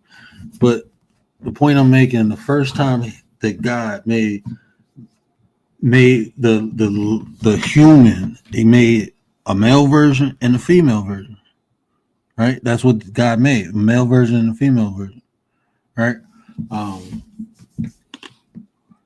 And if anybody ever try to put these two stories together, just take them directly to the book, right? This is the book. Take them directly to the book. And because this is not Adam and Eve, right? This is not God making Adam and Eve. This is the people God told to go forth and be fruitful. Man, I can't find my cursor. Can y'all see this? Okay. Oh, it's too damn white. I can't see nothing. Okay. So this ain't the this is the people God said go forth and be fruitful. Right? This ain't Adam and Eve. They wasn't built in no garden. Right? And if you look, you just go a couple verses up, so that's 26, right? Then God said, you go a couple verses up, right? And look at verse 20. And God said, let the water teem with the living creatures. Let the birds fly above earth across the vault of the sky. God created the great creatures of the sea and living with which water teems and then moves about. And God saw it was good, right? So God made the creatures before he made man, right? God made the creatures before he made man. That's how you know the difference of the story. Because remember, God and Adam and Eve in the garden, God, it's two things that separate the story. One is these are the people, let me show you. I don't want to tell you nothing. The original people, and God blessed them, right? This is after, so God created mankind in his own image and likeness, created them, male and female. God blessed them and said unto them, be fruitful and increase in numbers. Okay. So this is the people he told, go forth, be fruitful. You know, this wasn't Adam and Eve. He never told Adam and Eve got kicked out the garden, told not to come back. He didn't tell them to go forth and be fruitful. He told them don't bring your ass back to the garden. That's what he told Adam and Eve. So these people, when he made man and woman together, go forth. These the people who Cain was afraid of when he got sent away from home for killing Abel. Remember, Cain was afraid. These the people Cain was afraid of. These ain't the people of the garden, right? My daughter is still woke harassing my wife.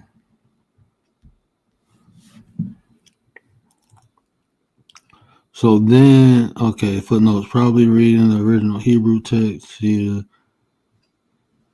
Masoretic text. Masoretic text is the oldest Bible. Okay, so where's chapter 2? Okay, let's get to chapter 2 in the beginning. Okay, so that was Adam and Eve. I mean, that was not Adam and Eve. So now when you get to Adam and Eve, this was the account of the heavens and the earth were created. Now the shrub, not lay, appeared. I want to show y'all something in this. When I was studying this in school, I was like, hold on, bro. Okay, so the earth was already created, right? Earth was created, but now the Lord God had planted a garden in the east in Eden and put the man he had formed, right? But before that, check this out. Sprung up from the rain. Okay, so check this out. Verse 5. Now no shrub had not yet appeared on earth, and no plant had not yet sprung up, for the Lord God had not sent the rain onto the earth, and there was no one to work the grounds, but streams came up from the earth and watered the whole surface of the ground. Then the Lord God formed a man from the dust and ground beneath breathed into the nostrils the breath of life, and the man became a living being. Why did God create the man?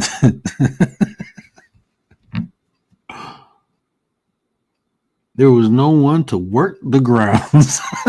This is why Adam was put in the garden. God created this man because there was no one to work the grounds. He needed somebody to work the grounds.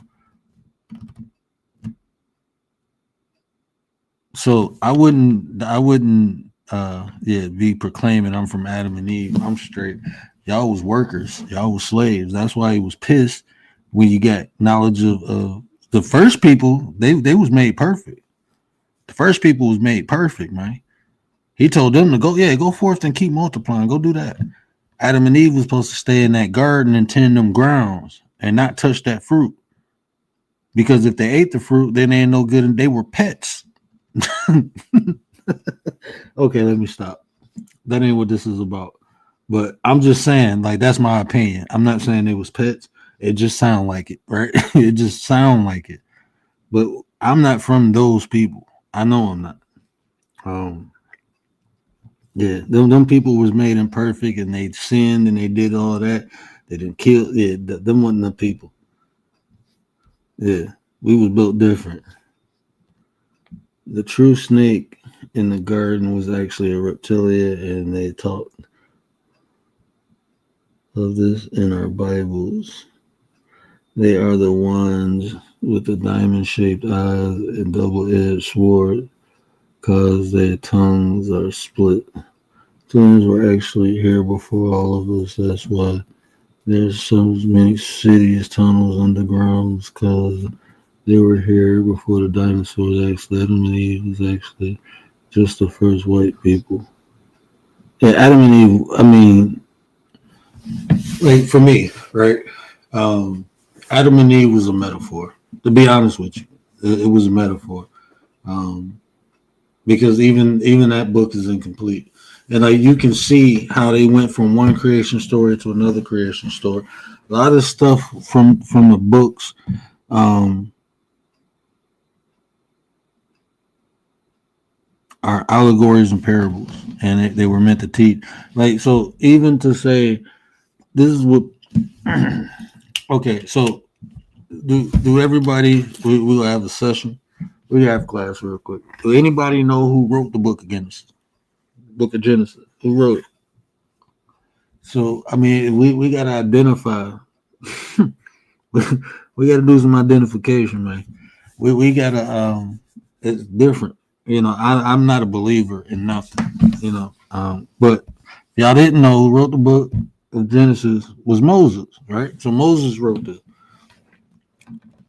Moses came almost 2, 3.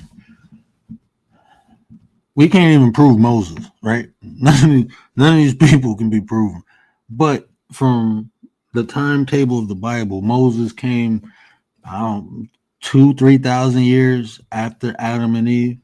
So no one ever before that wrote about Adam and Eve before Moses, right? So okay, God told Moses about Adam and Eve. I can roll with that, right?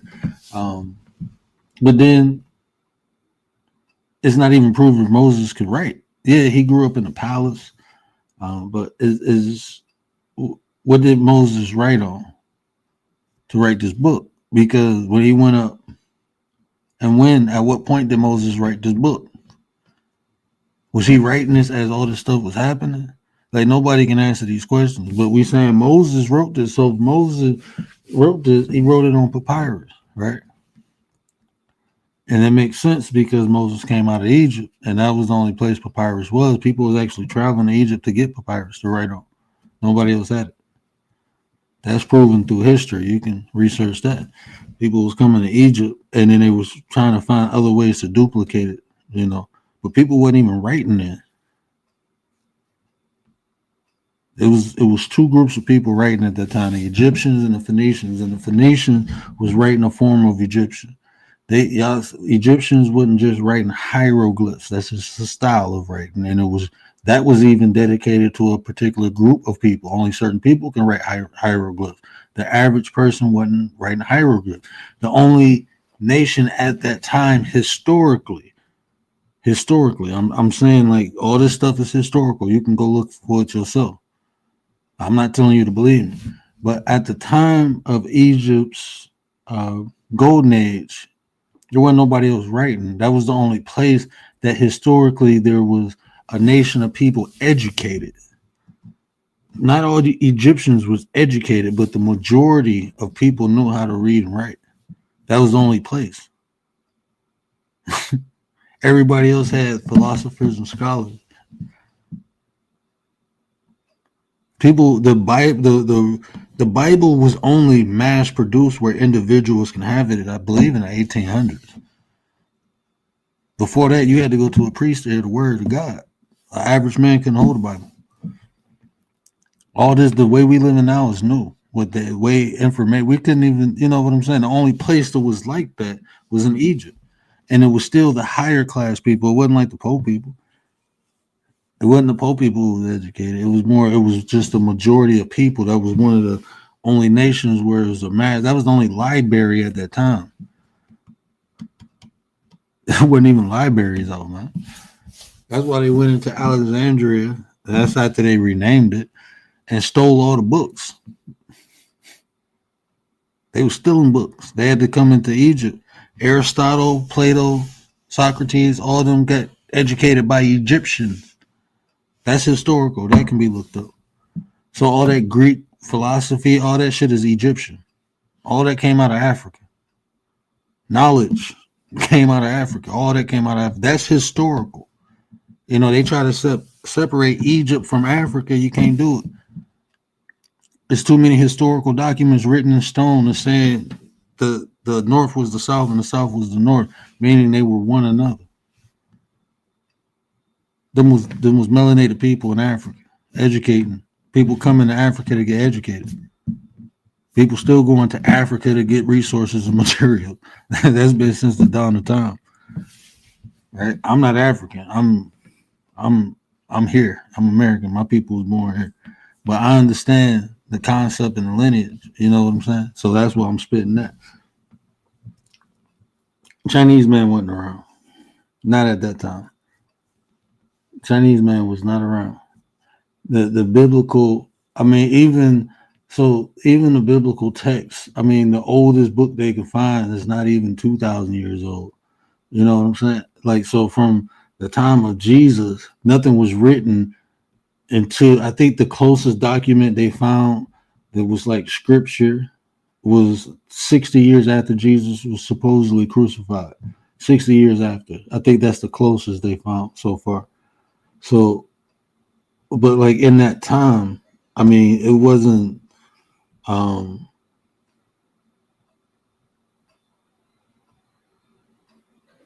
trying to think of nations that was even created.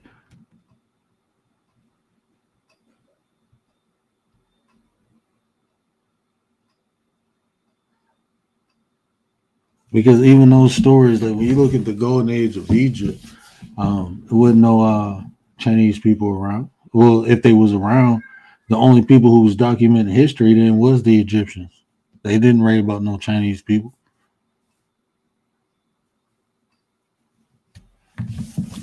Now, when you talk about the Bronze Age or after it was taken over by Greek, yeah, but that was even recent. We talking about the age of Alexander. That's even recent. Like people think the world is 6,000 years old, much older than that.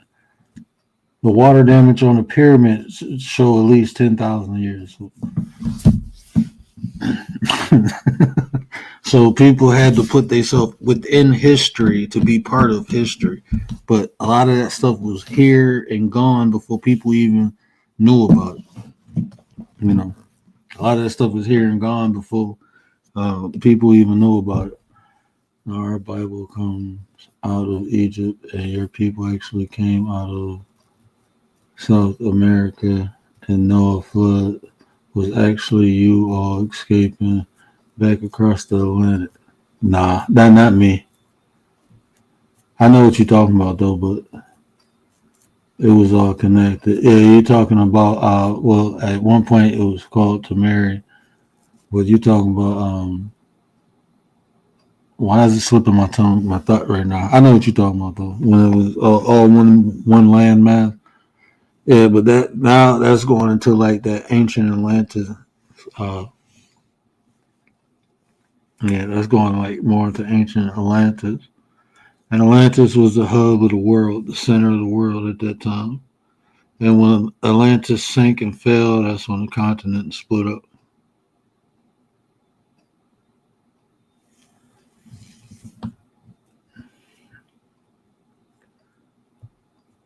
When reading our Bibles, because man rewrote them to benefit. Yeah.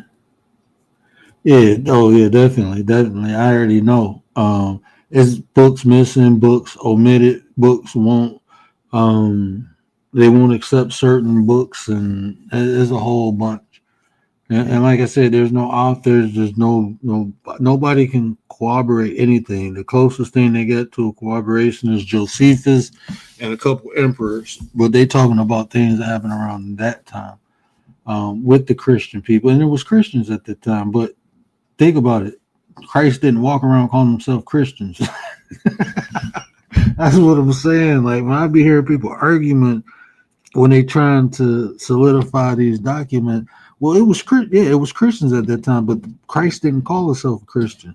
Didn't call himself Hebrew. Didn't call himself Israel. Didn't call himself none of that stuff. He wasn't even Jesus.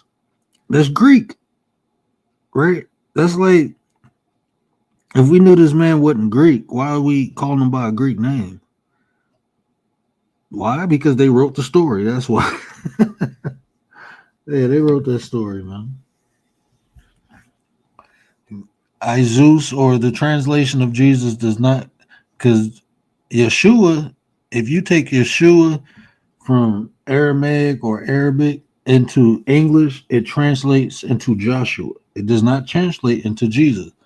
Ashua from the Greek. So Yeshua from Greek, well, Germanic. I think they took, hold on. I don't want to twist y'all up. So they took Yeshua from the Hebrew into the Greek, right? Yeshua. From the Hebrew into the Greek. And then from the Greek into the Germanic to the Latin into what we call modern day English now, and got Jesus, right? That's how they translated from there. But when you look at it, it was never translated, it was transliterated, right? Yeshua was transliterated from Hebrew into Greek, and transliterated, if you don't know the difference between translation and transliteration, translation is when you take a word from one language and you find a word similar in another language and you convert that word over. Transliteration is when you take a word sound from one language and you found a word similar in sound to another language and you cross that word over. So because of the sound, it was from Yeshua to Ashua, but they have different meanings. Because when you say Ashua, it's Hail Zeus or son of Zeus. That's why it's important in the Greek. That's why it's important in the Greek. So I don't mess with that J straight. And everybody who are actually still in prophecies from different ages and religions. Hey, yes, it is. I will concur on that. I will concur. Hey, Cody, we done raid everybody out of here. It's just me and you, bro. But that's okay. This is a good conversation. But I am about to get my butt off. We was rocking for 2 hours. But this is what I'm saying. Like, this is how you know who you can take advice from, right? Tell people to prove what they say. They should be able to show you or make it tangible or give you some type of resource. Like everything I'm saying, I mean, I'm literally telling you, you can Google it, right? Google transliteration and translation, and look at Google Yeshua from Hebrew to Greek. I mean, from Hebrew to English, it's going to tell you it translates to Joshua. I think if you look it up in the etymology dictionary, it'll tell you Yeshua means Joshua. And then it'll go to how they got Jesus. If you look at the etymology, they'll tell you how they got Jesus. So they tell people just don't read. It's transliterated. They needed a sound. They couldn't find a word, so they got a sound. But to me, that's asinine because it's a name. Names don't change. They stay the same. They stay the same. They change because people change them, Oh, appreciate y'all. Y'all still here? Oh, YouTube be tripping sometimes. It said 1. It said 1. My bad, y'all. I know y'all still rocking with me. I know y'all still rocking. I ain't mean to get into all the things, but this is what I'm saying, man. Make people, people should be able to explain it. You know what I'm saying? They should, whatever they say, they should be able to explain it and make it tangible, make it easy. Like, I'm not going to tell you to believe me. I'm going to show you. There's 2 creation stories. One when Adam and Eve was made. And why is that significant? Because most people don't know it. And the more you know, the better informed you are. That's just it. I heard people blend the 2 stories. They told Adam and Eve to go forth and be fruitful. No, they didn't. Adam and Eve got kicked out, got punished. Why would he tell them to go forth and be fruitful? But this is what people will use that. And you know where they use that narrative at? When they say men are supposed to be, not supposed to be, man can go around and spread the seed. That's how people use the Bible. Oh, God told man to go forth. Actually, it was man and woman. Go forth. They told them as a couple to go forth and become fruitful. You go forth and multiply. It didn't say, man, you go forth and multiply with every woman out there. No, you go forth with this woman and multiply. That's what that said. But man will use that. Well, that's why we can just keep having kids, but you ain't supposed to have kids about every woman you see. That's not what the book says. But they will weaponize that one thing. They told Adam and Eve, no, they ain't tell Adam nothing. That wasn't for them. Adam and Eve was put in the garden for a reason. And when they messed up, they did something God said don't do, they got kicked out. They got punished. That was a punishment. Go forth and be fruitful, and you getting reign over all the when they say Adam only had, like, when you even in there when you read, Adam had authority over the garden. And Adam wasn't given domain over the creatures of the earth. That was the first man and woman created. They got dominion. They got permission to have to dominate the creatures and stuff on earth. Not Adam and Eve. They were given dominion over the garden and everything within it. So even people, when they say, "Oh, God did," man, people look. That's why I don't argue with people. I just tell them, open the book, show me. And then when they start reading, they be like, and then they try to explain. You ain't got to explain nothing and say it right there. You ain't got to explain nothing. Let's just read the book. People will give you a portion of the book and try to no, let's go above it and go below it. That's how you do it. Let's get the whole context of what's being said now. Because a lot of that stuff is not even God. Like, people tell you stuff from the Bible. God didn't say that. That was some dude trying to interpret what God was saying. That's just some dude. That wasn't God. There's red writing in there. That's God and Jesus talking. All the black and stuff, that's not God. That's people. That's other people talking, describing what. So those people, I mean, that's why you can't look, man. What resonates you, what will resonate with you in that book does for a reason, right? There's some good words in there. There's some good information. You just can't take everything literal. It's not even meant to be taken literal. That's why it wouldn't. Why do you think when it was at the conception of the Bible being created, everybody wasn't able to read it? You needed an interpreter. So now you just got an average Joe reading something. Well, it says this is not how you read it. That's not how you read it. That's why they have scholars and all that stuff to interpret it. But after Adam ate the apple and he killed and had Lilith killed, and she was actually turned. Oh no, I don't know what you're talking about now. Hey, now see, yeah, I don't know about all that. I don't know about all that. Lilith was gone out the garden before. And that's a different text. And then even that creation story is different. That's why I tell y'all it's actually 3 creation stories. But even that creation story is different. And academically, that's looked upon as a Jewish folklore, you know. Academically, that's looked upon as a Jewish folklore. When you talk about the Dead Sea Scrolls and Alphabet of Mesor, is particularly written that the scripture about Lilith is called the Alphabet of Mesor. And that's considered a Jewish mythos or a Jewish folklore. That's what they consider it. But I think like 3 or 4 years ago, and like I understand, like when we talking about academics too, you gotta understand that all this stuff this is YouTube. This is just my opinion, okay?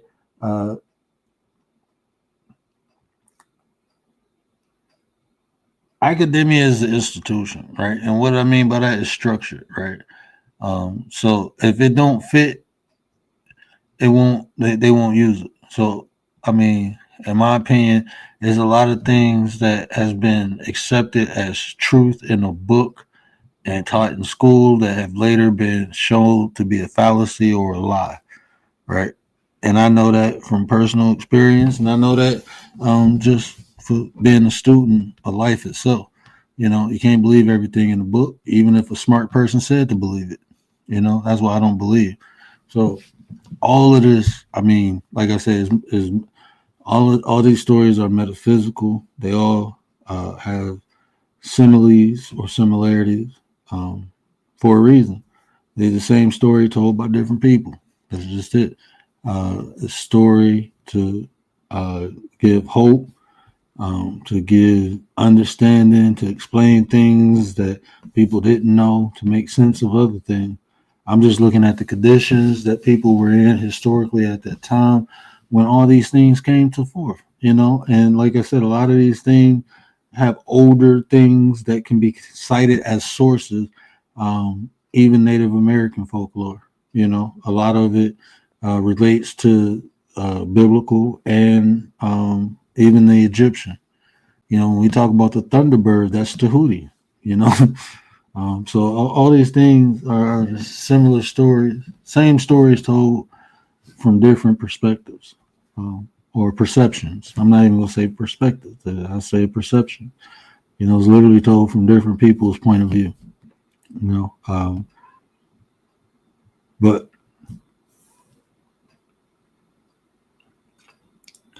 given from my research from our people, if you got a Facebook account, I can show these things. 1 Corinthians chapter 15, I am the only one that has been given the whole truth. Yeah.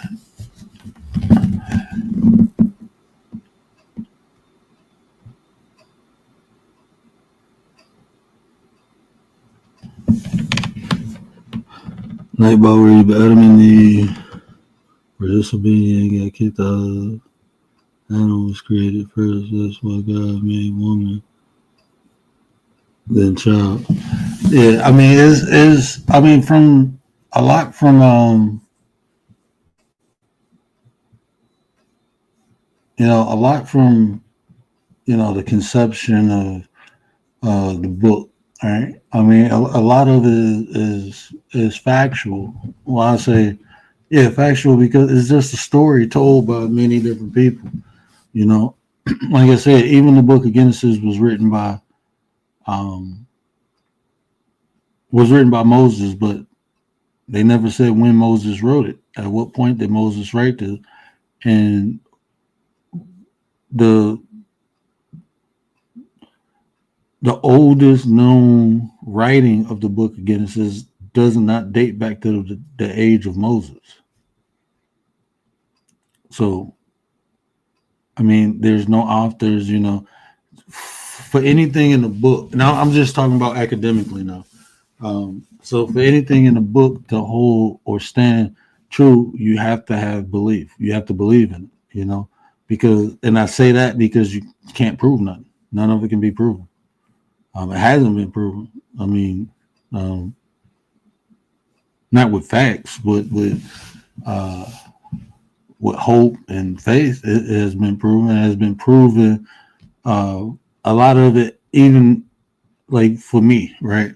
I use the book because the book of Job inspired me to not only find and identify my relation with the Creator, but understand my relation with the Creator. Like I was wondering, like, why would God let me go through the things I've been through, experience the thing, and it wasn't that God let me go through things. It was I needed to go through them to become something that God knew I could be. Without me going through the adversity, I would never become me. That's what I understood. Like I was told that as I read the book. I've read the book of Job over 200 times. When I need inspiration in my life today, I read the book of Job because it reminds me of the very first time I read it. I heard something and it told me that I had to go through adversity to become. That's all it said, to become. I was young. I was trying to understand. And the more I read it, the more I knew it. Like the more I read it, the more I knew it. So even reading scriptures, if you would listen and allow the scripture to speak back to you, just like Cody, when he reads stuff, he knows, just like I'm telling you. So do I believe in the Bible literally? No. But I know that I understand when they say man wrote it inspired by God, because I can read certain, not just the Bible though, is other certain ancient texts I read and things speak to me. I don't know if that makes sense, if y'all will think I'm crazy, but it's different from reading anything. Like if I just read a book, I'm reading a book, but it's like I gain understanding like instantly as I'm reading something. Uh, I think that's the best way I can explain it. So that's why I say all these books are the same thing, just told from different perspectives or perceptions. Like I said, we all are like that mirror. If you throw it out in the street, it'll break into 1,000 pieces. You know. So, and each of those pieces are going to reflect something different. And that's what life is. We're all little microscopic pieces of the Creator. Yep.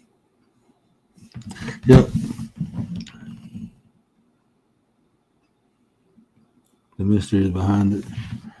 I think each person is supposed to interpret the Bible the way they need to in their life, and there's just that's facts, man. Chicago. That's 100% facts. That's why I tell people, because if we take it literal, what we're going to do is,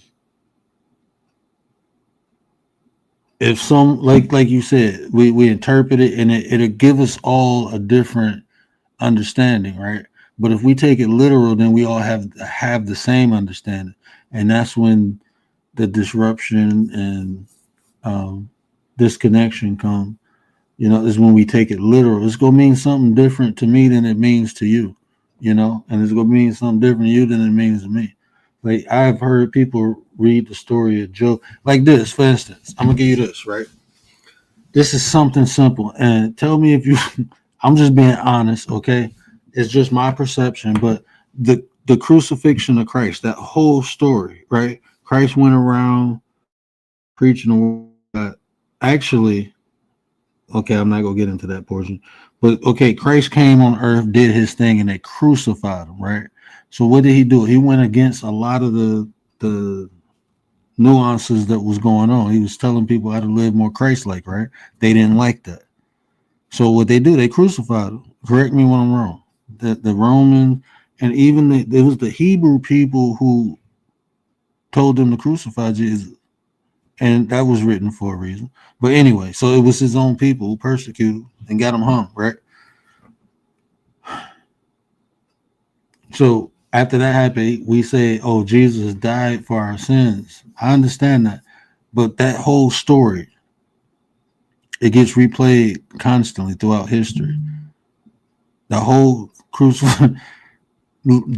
Jesus came and went against what was at that time, I guess you want to call it normal, with the way life went, these nuances. He was telling us what sin was, how to love one another, don't kill, telling all these things that people wasn't doing, and they killed them for it, right? What that told me is if you speak up against authority, they're going to knock your noodles out. And that's what happened. There's a whole bunch of people speaking up to do the right thing, and then they get crucified. They get taken out. Martin got took out. Malcolm got took out. JFK got took out.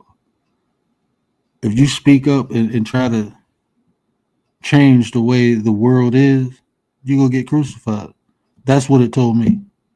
That's what I seen in that story. I understand Jesus died for all our sins, but what I'm telling you, it keep happening. Every time people stand up for the little people, that's what Jesus did. Jesus wasn't going to the castles preaching. No, he went to the slum. The little people. Every time somebody stand up for the little people, bam. And it's still happening. That was more of a warning than I'm telling you, man. Again, and bring our heaven back to earth. No, not no more. To bring the heaven back to earth. In these times, have been given the whole truth behind it to bring our world back together in one truth, so we can all live together in peace. You know what, man? This is what I say. It's not the world. The world ain't bad. It's the people in it, man. It's the people in it, and it's not complicated. It's easy. If you can take one phrase from the Bible and apply it, and everyone on this planet apply it, I promise you, the world will be a better place. And that's treat others like you want to be treated. That's all you got to do. That's how easy it is to solve all these problems. Because guess what? No one wants to be hurt. No one wants to be robbed. No one wants to be persecuted. No one wants none of these negative things. So if you don't want it, don't do it to other people. That's all you got to do. If you see somebody in need and you got the means to help them, help them. If you don't, leave them alone. Don't bother them. That's all you got to do. Because guess what? If that was you in need, you would want someone to help you. So if you have the means to help someone, if I got $5 and somebody asking for $2, I'm gonna give it to them. I got $3 more.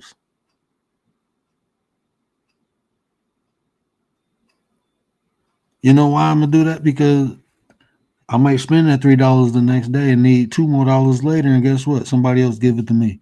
If our whole society was like that, we just helped one another because we want to be helped. We don't hurt one another because we don't want to be hurt. People always talking about respect, and the people always saying respect be the most disrespectful people. You want people to respect you, but you can't respect. People want so much from other people, but don't want to give nothing. Don't want to give nothing. But they want so much from other people. People want to be heard, but don't want to listen.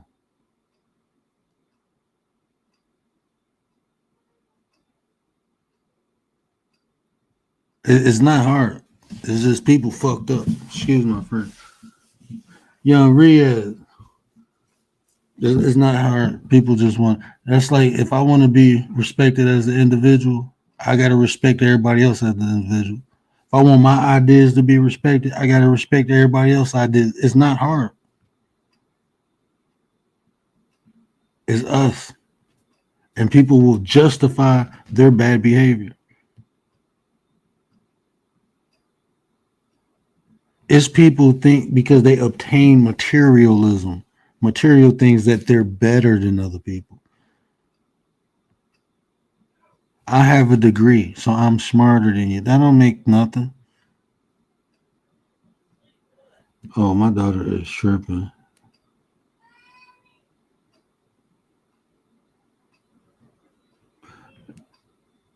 I hope so too. Commander, am I tripping? What is going on?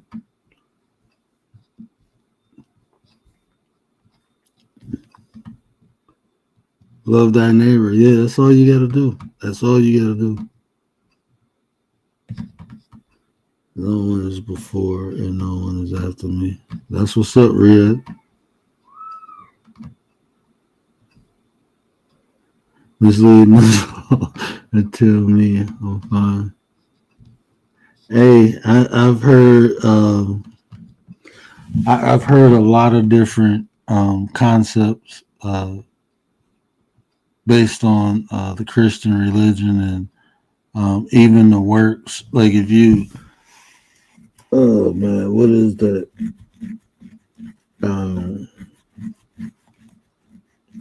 Yeah, it is a lot. I can't remember the name of it. But when they said, Jesus, but I mean, it does in the Bible both describe. Jesus described himself as the morning star, and then who was it? John described the devil as the morning star. I know people usually make that correlation, but it's a book. I can't remember the name of it. Let's go bug me. Let's go bug me. I don't have the book neither. I had a friend. There's a Gnostic text. It's not Thomas. It's not It's not even in the category. Shit. I can't remember right now. It's just strong in my brain, people. But you know what? Let me get out of here, man. I gotta go get the Gary. Both of us, nothing, Professor Word, keep cooking. Homes will be built. Yeah. No, I'm tripping. I actually yeah, got a little headache. But yeah, this was a good conversation, man. You know, I like getting in my bag. Um I cannot remember the name of that damn book now.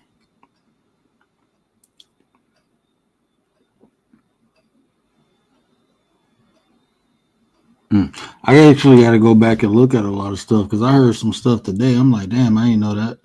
You know, I ain't really been into the.